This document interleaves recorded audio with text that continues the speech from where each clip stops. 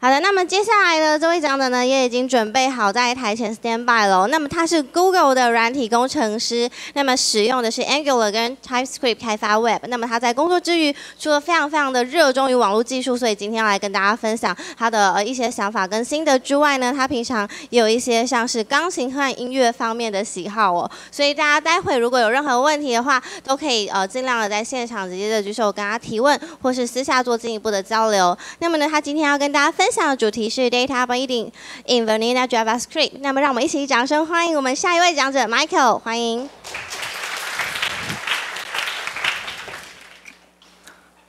OK，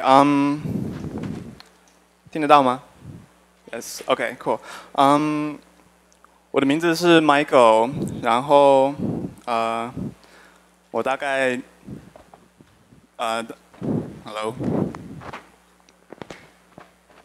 Hello，OK， 我是台科大毕业的资工系，大概2年前毕业，然后我现在在 Google 当软体工程师，然后对，现在就是用 Angular 跟 TypeScript， 然后由于那个英文是我的母语，所以我接下来会用英文讲，希望各位不介意，然后我会讲慢一点。Okay, so you may be curious, what led me here today to talk about data binding in vanilla JavaScript? And the answer is that when I first started with JavaScript around 2 years ago, my biggest problem was how do I dynamically update the views on my site based on dynamic content? And like most of you here, I discovered AngularJS and things like handlebars for templating. But what I really wanted to know was how the magic worked inside. How do you detect changes in JavaScript? And how do you react to those changes?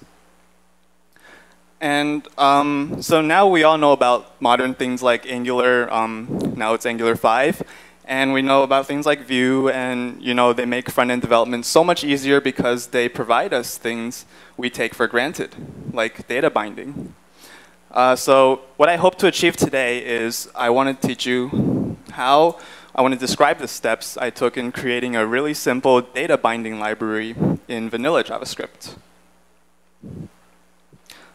First things first, I am not an expert, and also I just flew into Taipei yesterday from Chicago, so I'm really jet lagged. So please correct me if I say anything wrong. Shout it out if you have to. That's fine. Before we get started, I want everyone to be clear that the recommended audience for this talk is someone who's a beginner or intermediate, and you should be comfortable reading JavaScript. And if you have a laptop today, I recommend you take it out and maybe download the slides. It'll help you follow along better. I will be talking about several advanced sections in this talk, which I will mark with a magnifying glass symbol. And feel free to not listen to this if you think it's too complicated. And yeah, so this is a simple library. So some of the choices made are not going to be the best, for example, in performance. But what I hope is to bring you guys in a deep dive into vanilla JavaScript. And I hope you'll learn a few things along the way. To start out, what is data binding? What is the topic we are here to talk about anyway? So in this screenshot, this is the website for the VLC media player. And you can see the amount of downloads that this application has, and it's in this view. So I'm going to play this short clip, and you can see that as time progresses, the number changes. And the number is data, and this data is bound to the view. Another example, this is Reddit, and topics can be upvoted or downvoted. And as you can see here, this topic has 15 upvotes, but when I click the upvote button, it turns to 16. In this case, 16 is the data, and it's bound to the view. So this is data binding. You have data that is going to change your view whenever the data changes.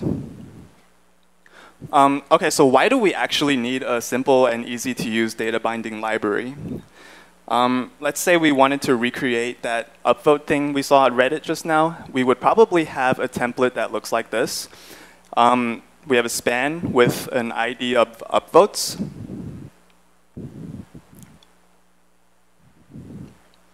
And then our script, we would fetch the data from the API, and then we would get our template by ID, and then update the text content. This is a fairly naive way of doing things. Is there a better way to do this?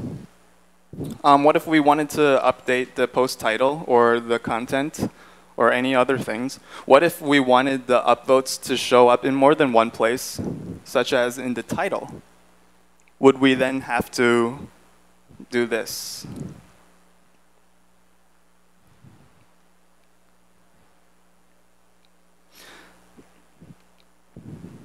So ideally, we would want it to work something like this. We want to have a template that's simple and easy to reason about. We have post.upvotes that is inside a curly bracket. And then in our script, all we have to do is update post.upvotes, and then this is how we want it to work ideally. It's simple and easy to understand.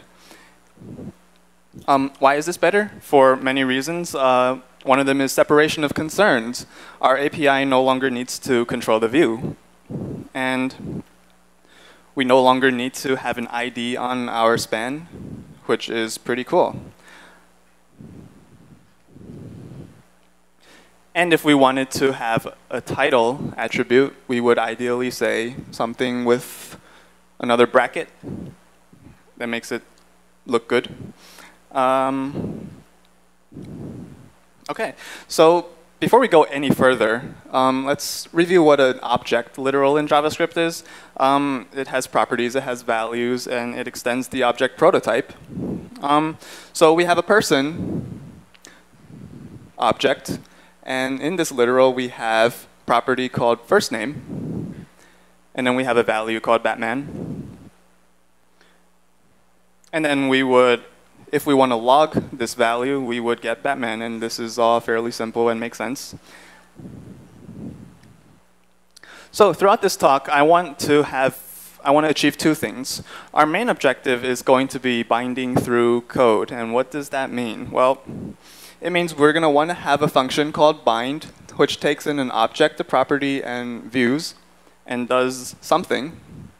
And then, ideally, we would want to call bind on person, and bind first name to some element with an ID of fname, where our person looks like this, and our template looks like that. And now you may be wondering, hey, Michael, I thought you said we don't want identifiers on our templates anymore. Why is there still an ID there? And then our second objective comes in which we achieve binding in the template. And in this case, we want to use the bind function that we just created. Have a parse HTML function, which parses some HTML.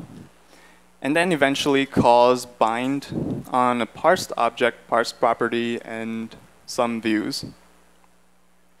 In this case, our template might look like this. Someone is cool.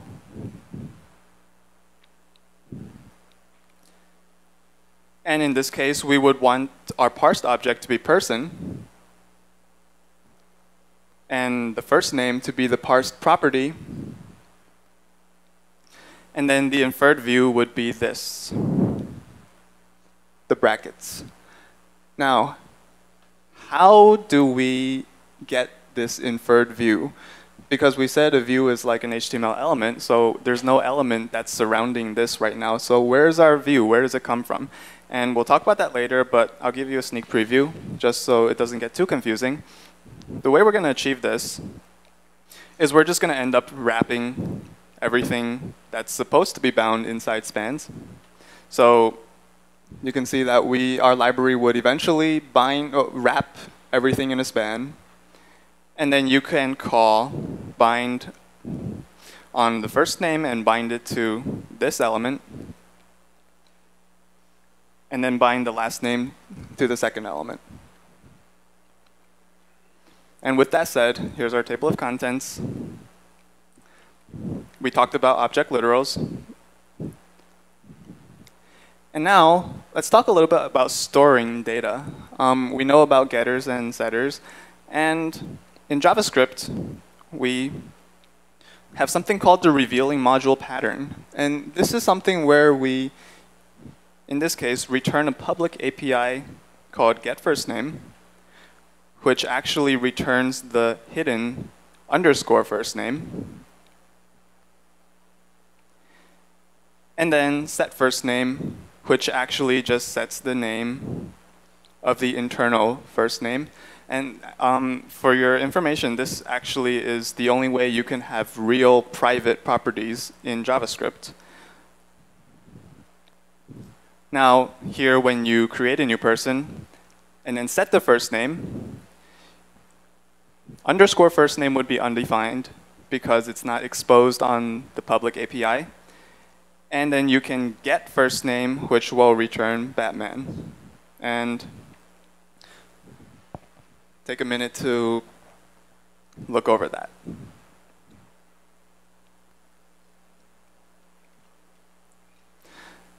Now I know some of you are using ES6 classes already, especially if you're using Angular.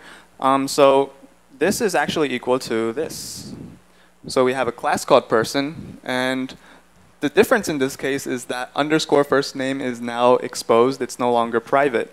So that's the difference here.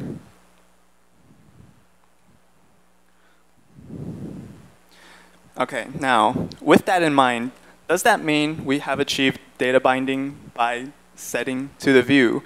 And what this means is, can we simply do this, where when we get the first name, we just retrieve whatever is in our HTML element.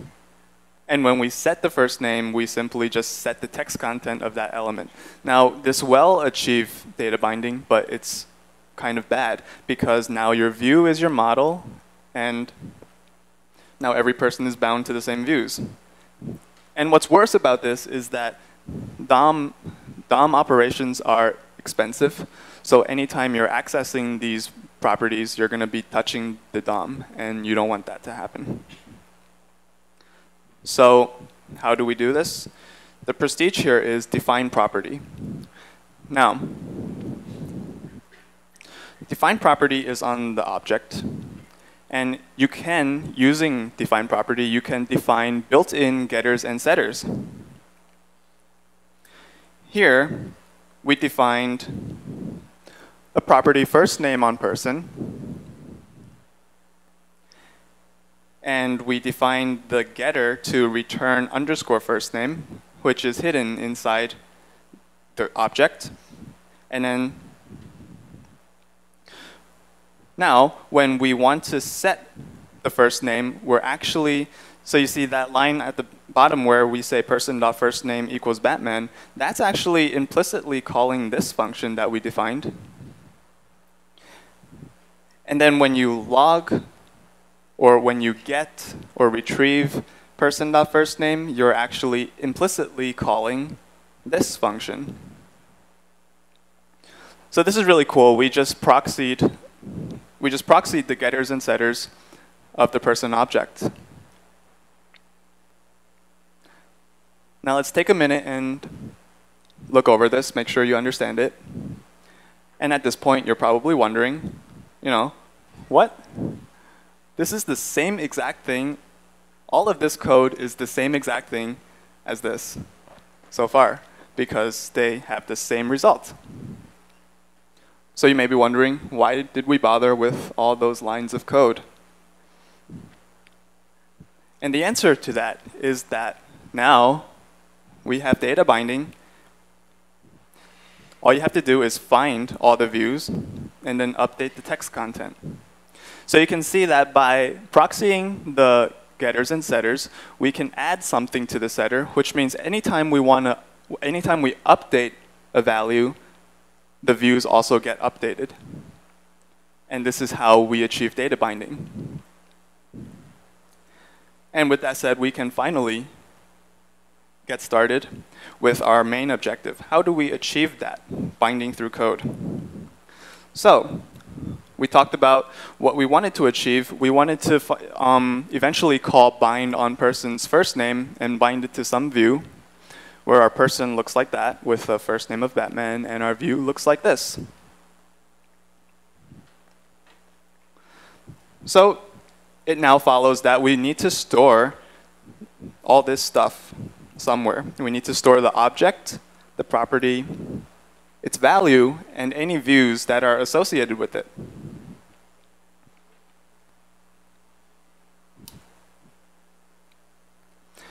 So where do we store this stuff? Well, we have a few choices. One of them, which is the worst, is globally. And in this case, we would have a really funny variable called underscore, underscore, dollar sign, data binding model, and then we would have to remember to put a comment on top telling people not to touch it because, you know, we made a bad choice. So here is our first advanced topic for today. What is a weak map?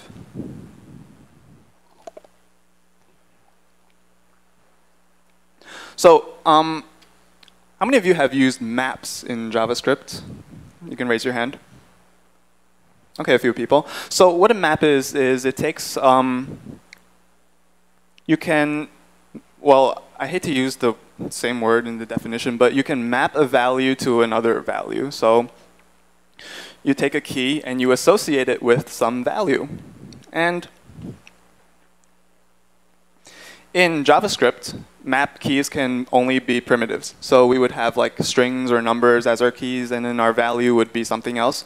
But a weak map takes objects as the keys. And this is pretty cool because that means we can do something like this, in which we use our person as a key and then associate it with some views or some value.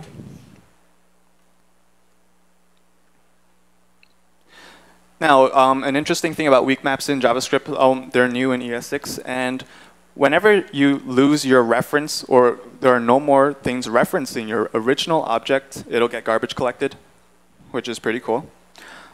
Okay, the second place we can store all that stuff is privately, using the revealing module pattern we talked about earlier. We can do something like this.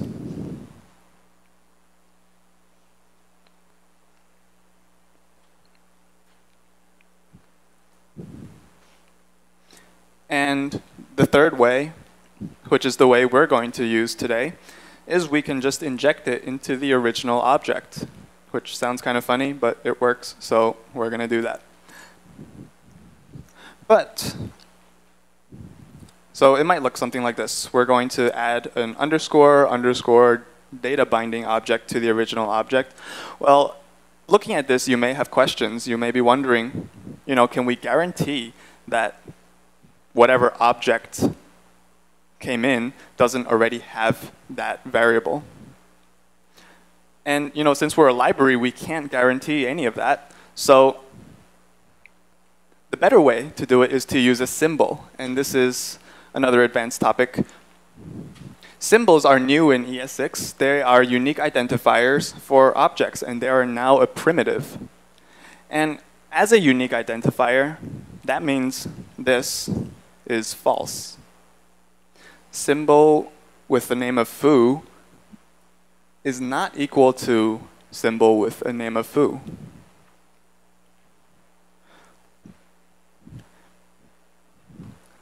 Let's take a look at this next section. We created a constant s that equals some symbol of foo. And we assigned object to a property of that symbol with a value of hello. Now the next line, object, when you try to access object with a symbol of foo, well, you don't get anything because you didn't have the original reference, which means the last line is the only way you can access the value you just put in. And that means instead of doing this, we would create a new symbol within our library and then use that instead to store all of our data. Now this makes it very hard for anyone to actually access your internal data store, which is pretty cool. So with all that said, this is what our bind function looks like now. We would assign all this stuff here. That's all really complicated, so let's look at what it will look like when we call bind on person's first name. And you can inspect the internal __ data binding data store that we have and see that it includes a first name, views, which are empty right now. Actually, it should be view 1. Sorry about that. And it includes the current value, which is Batman. Now, there are likely some edge cases here, but we're going to skip over them because we are kind of short on time. OK, so the next step is to make binding actually happen. And how do we do that? Well, remember the object defineProperty we talked about previously? We're going to use that. So here, we're going to define a property, which is the property you sent in to this function. And then the getter will actually be retrieving the value that we set inside the internal data store, and the setter will also retrieve that.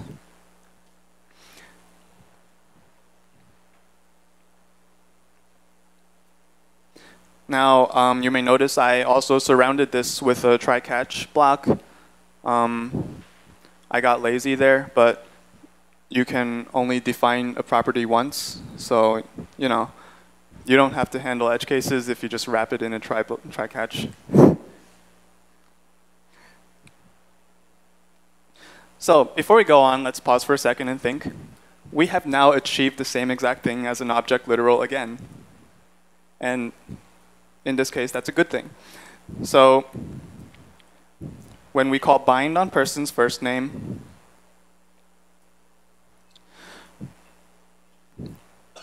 what's inside data binding right now? Well, you can see that right now it has a first name property, and it has one HTML element as the view. So it's kind of bound to it right now, but we're not doing anything with it yet. And its current value is Batman. And now, all we have to do is update the views. So we get all the views that we had in our data binding store. And then we just update the text content of each of them using for each.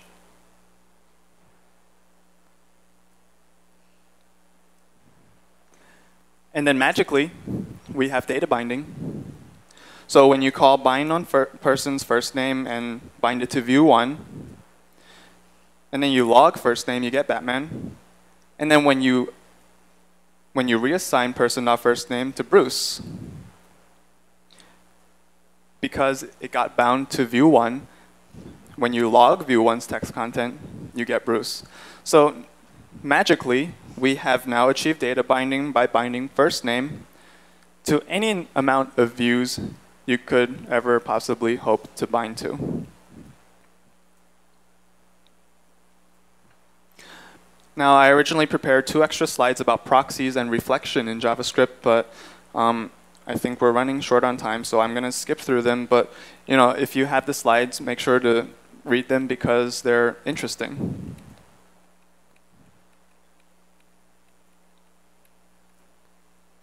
OK, now, so we achieved our main objective already. We achieved binding through code by binding an object's property to some view. Now we want to bind in the template. So a refresher, what did we mean by that? That means we want to call bind on some parsed object and some parsed property from some HTML. wherein the parsed object is person, the parsed property is first name, and the inferred view is this. And we said we were going to do that by wrapping it in span tags. So we start out with a template that looks something like this. Some person, person.first name, person.last name is cool. Something like Batman is cool. And then we realize we want to parse it, but we don't want to parse our whole page because that would probably waste a lot of time. So we add an attribute to whatever needs to be parsed. In this case, we might call it bind. And this works fine until you realize that this is not valid HTML. So then we added data dash.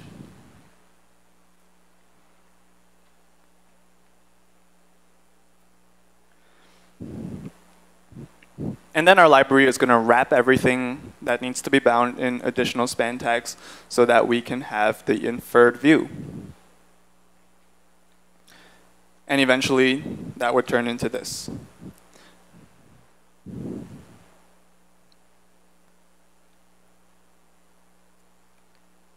OK, so what do we need to do first? We need to wait for DOM content to be loaded, because without the DOM, we don't have anything to parse. So we would listen for that event.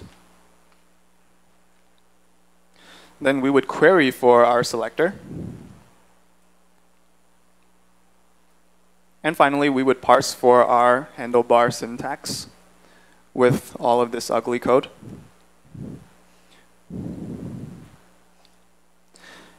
And all of this stuff looks kind of hard, but it's pretty straightforward. I'm going to go through it line by line. So this line over here is going to return elements like the entire paragraph that we had. This while loop is going to find things that have handlebars on them. We're going to replace that with spans so that we have a view. And here also remember to keep track of the parsed object and the parsed property. And then finally, we want to override or overwrite the inner HTML of the original element. And when do we want to rewrite the inner HTML? The reason why we rewrite it after the while loop is because we want better performance. If you rewrite the inner HTML every time, you're going to have lots of expensive repaints and reflows, and we don't want that happening in our awesome web app.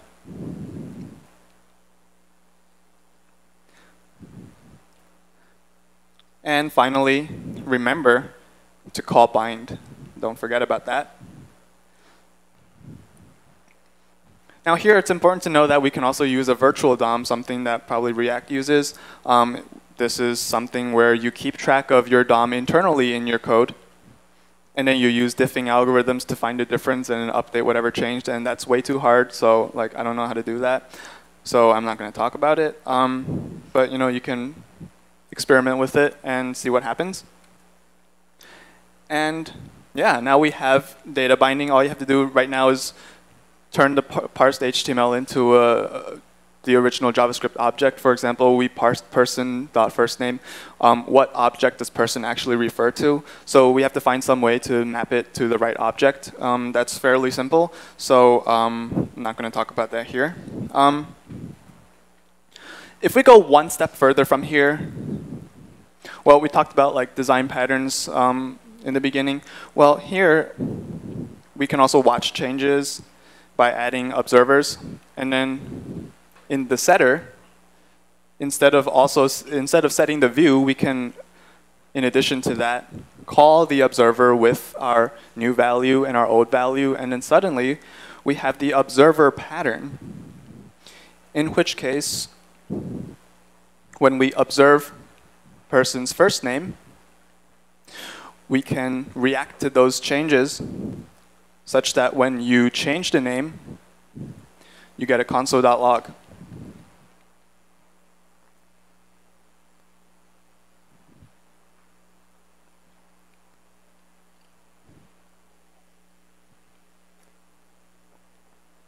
And finally, if you want to go even more steps further, RxJS, kind of, but not really. I know there was a really nice RxJS talk just now. You can return a public API of subscribe, and then you can subscribe to changes and then pretend that you are reactive JS now. OK, so you may be wondering, what does this actually look like in action? I'm going to show you a demo. Oh, I got to log in here. OK, so here, our HTML says person.name is person.age years old. And that is actually this line. Oh, the age is wrong. I wrote this when I was 23. I'm now 25, so we change it to 25. Oh, I'm sorry. How do I do this?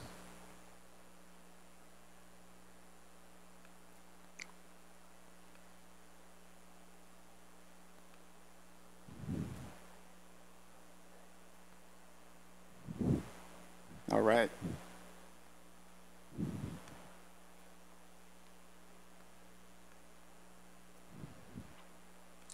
All right, so as I said, we have a div here. Oh, it's still not working?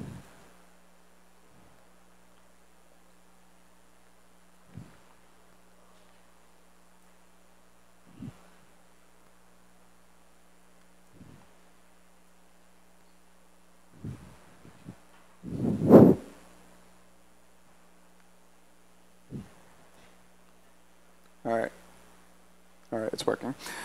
So we have a div here with person.name is person.age years old, and we changed the age to 25. And it's bound, as you can see, it's bound to this view. And yeah, any changes you make here will reflect on wherever you bound the data. And this is actually made from that simple thing we just talked about. This is actually two-way binding, which is kind of different because it reacts to changes that in an input, for example. And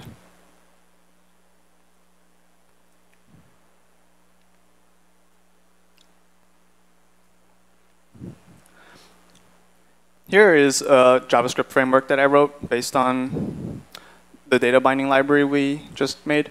It's called Quantum.js, and you may be wondering, do we really need another JavaScript framework?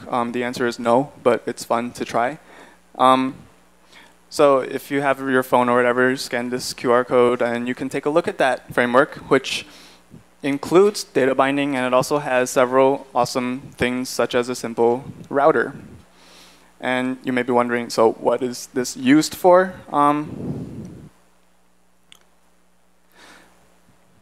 Here's another QR code you can scan. The app here in question is called FreeP. I wrote this app when I was in Europe because there are no free bathrooms in Europe. So with this app, you can find free bathrooms nearby. Feel free to scan this QR code. It's behind a password right now, which is JSDC 2017.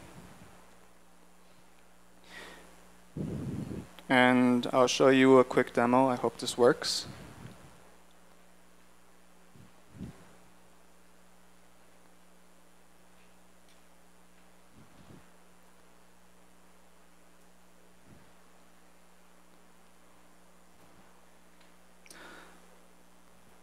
So as you can see here, wow, there are actually some free bathrooms nearby, such as this one. And all of these things are, like, this data is actually bound using that data binding library that we wrote. So if you're curious, you can actually inspect it, and you can see that it's bound to my rating. So this is just like a simple example of things you can achieve by yourself using vanilla JavaScript. You can actually make apps that work and are useful. You don't have to use heavy frameworks all the time, and it's fun to learn about JavaScript. It's fun to learn about the language you're actually using. So, you know, vanilla JavaScript is awesome, especially now that we have ES6. And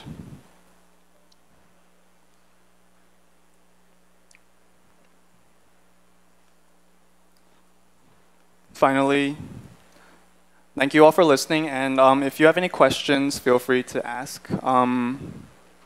Happy to answer any questions you may have.